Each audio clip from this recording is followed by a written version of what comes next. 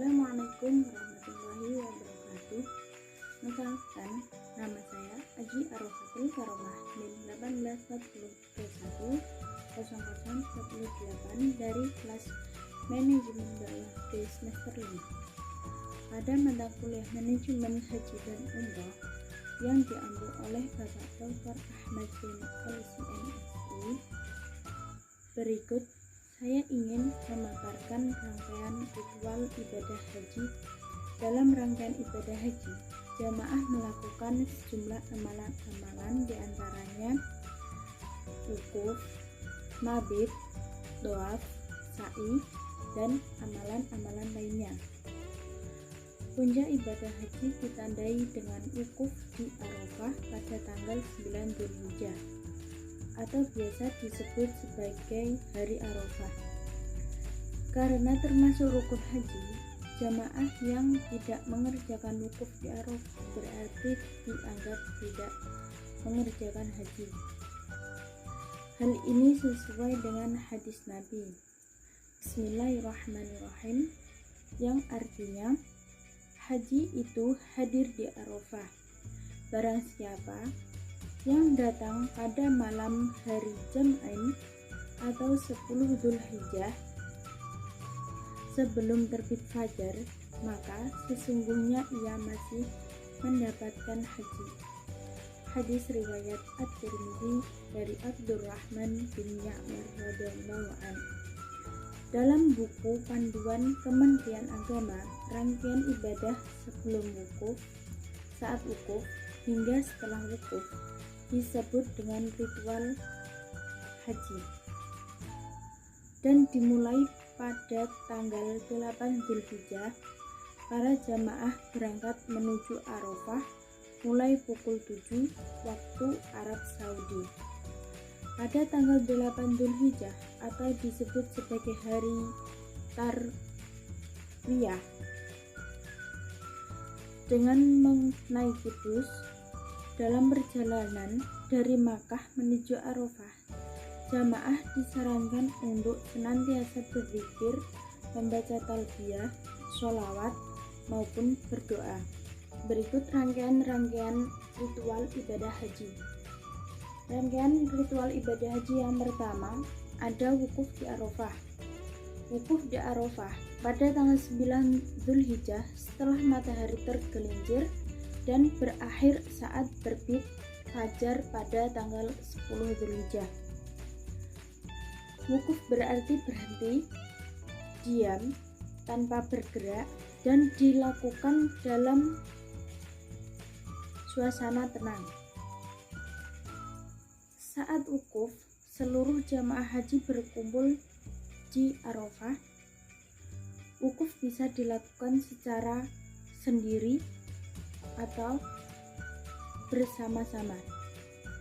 Setelah khutbah wukuf dan sholat jamak qashar taqdim zuhur dan asar. Yang kedua ada mabit di Musdalifah.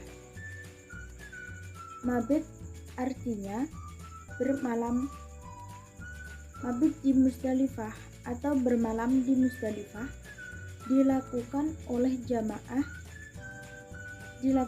jamaah haji pada tanggal 10 Dzulhijjah. Musdalifah merupakan daerah yang terletak di antara Arafah dan Mina. Jamaah haji mengumpulkan batu kerikil di tempat ini dan nantinya digunakan untuk melontar jumroh. Yang selanjutnya ada mabit di Mina. Mabit di Mina juga wajib dilakukan jamaah haji. Salah satu yang dilakukan di Mina adalah melontar jumroh. Bermalam di Mina dilakukan pada tanggal 11 sampai 12 Dzulhijjah atau malam hingga 13 Dzulhijjah. Yang selanjutnya ada melontar jumroh. Melontar jumroh hukumnya wajib. Ibadah ini dilakukan pada tanggal 10 Dzulhijjah dan pada hari tasyrik, yaitu tanggal 11, 12, 13 Zulhijjah. Melontar jumrah dilakukan dengan melontar batu kerikil dengan niat mengenai objek jumrah atau marma, dan kerikil masuk ke dalam lubang marma. Bagi yang tidak melakukan, mereka harus membayar dam atau denda atau fidyah. Setelah melakukan melontar jumrah, para jamaah haji diwajibkan untuk melakukan tahallul. Tahallul adalah mencukur rambut. Bagi laki-laki itu dicukur semua. Untuk bagi wanita dicukur dipotong minimal 3 helai rambut. Yang selanjutnya ada tawaf ifadah. Tawaf ifadah dilakukan setelah pulang dari Mina pada tanggal 12 atau 13 Zulhijjah atau setelah wukuf di Arafah. Yang selanjutnya ada sa'i. Sa'i merupakan rukun haji sehingga wajib dilakukan oleh jamaah haji.